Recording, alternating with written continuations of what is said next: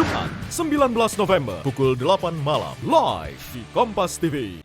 Saudara, banjir yang merendam permukiman warga di Kabupaten Sintang, Kalimantan Barat berangsur surut.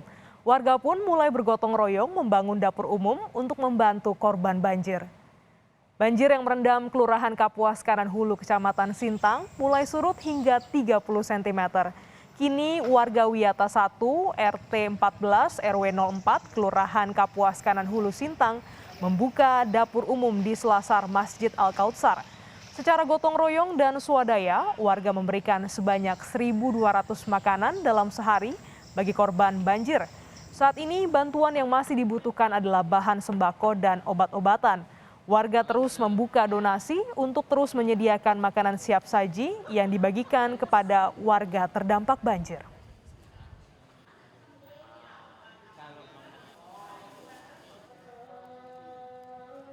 Untuk mengetahui informasi terkini dari banjir di Kabupaten Sintang, Kalimantan Barat, melalui sambungan telepon kita telah terhubung dengan penanggung jawab lapangan Satgas Banjir Sintang, Letkol Kuku Suharwiono.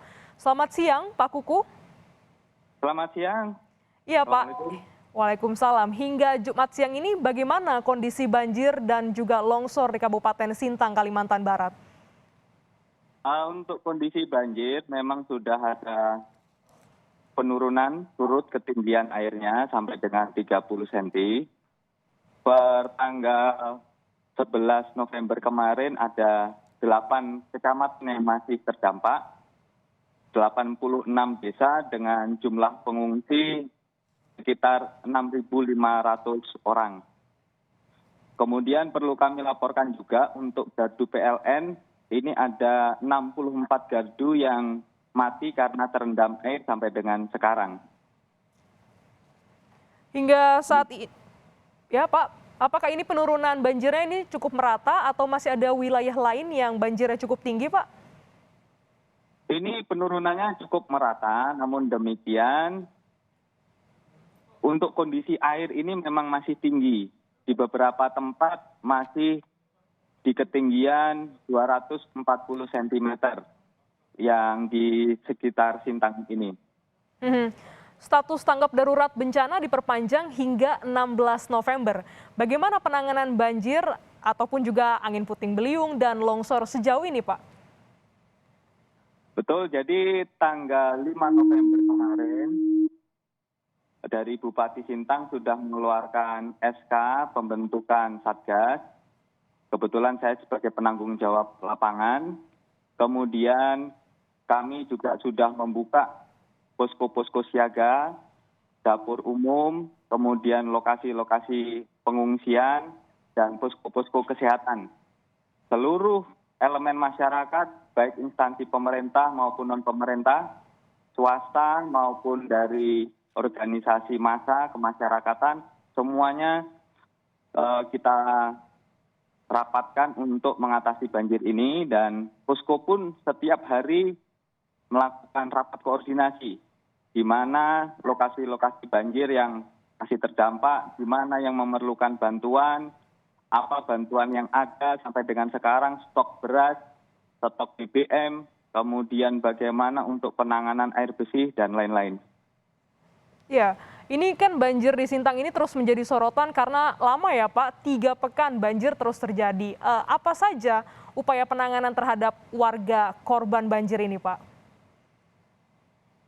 Kalau penanganan dari korban banjir, selain diberikan sembako, bantuan dari pemerintah, juga kami membagikan nasi-nasi kotak. Banyak dapur umum mandiri yang didukung dari warga masyarakat, ini membagikan kepada warga yang terdampak. Selain itu, dari Dinas Kesehatan juga melaksanakan puskesmas keliling bersama dengan tenaga kesehatan yang ada di Sintang sini. Mulai dari Denkesyah Sintang, kemudian ada dari Puskesmas, ada dari Stikara, mahasiswa, dan Tagana, Basarnas, semuanya kita koordinasikan. Pembangunan dapur umum secara swadaya dan distribusi makanan ini dilakukan. Tadi Bapak menyebut ada puskesmas keliling. Bagaimana update-nya Adakah warga yang mulai terserang penyakit akibat banjir ini, Pak?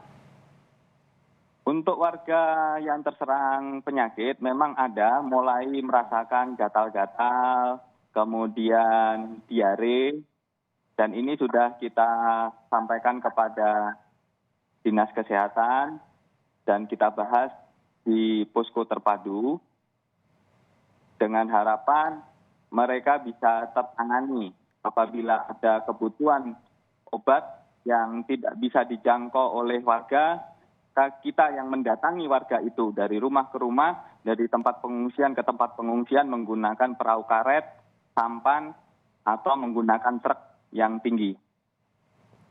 Ya, apa kebutuhan yang paling diperlukan dalam waktu dekat untuk para warga terdampak banjir ini, Pak? Untuk yang kebutuhan mendesak, yang pertama adalah sembako, yang kedua adalah pelayanan kesehatan, dan juga seperti hygiene tools, hygiene kit itu seperti odol, sabun, antiseptik, ini diperlukan karena memang untuk mandi pun menggunakan air yang banjir ini. Terakhir Pak, ini terkait penyebab banjir. Gubernur Kalimantan Barat ini menyebut akibat deforestasi dan juga pertambangan. Apakah ada penanganannya hingga saat ini? Kalau untuk masalah deforestasi dan pertambangan ini, saya selaku penanggung jawab lapangan bencana banjir mungkin kurang pas untuk menjawab itu. Mungkin Bapak Gubernur yang lebih tepat untuk menjawab itu sebagai perwakilan dari Pemda Kalbar. Semoga ini juga warga ini bisa langsung terlayani baik kebutuhan sehari-hari ataupun kesehatan untuk warga di Kabupaten Sintang, Kalimantan Barat. Terima kasih Letkol Kuku Suharwiono yang telah bergabung di Kompas Siang pada siang hari ini.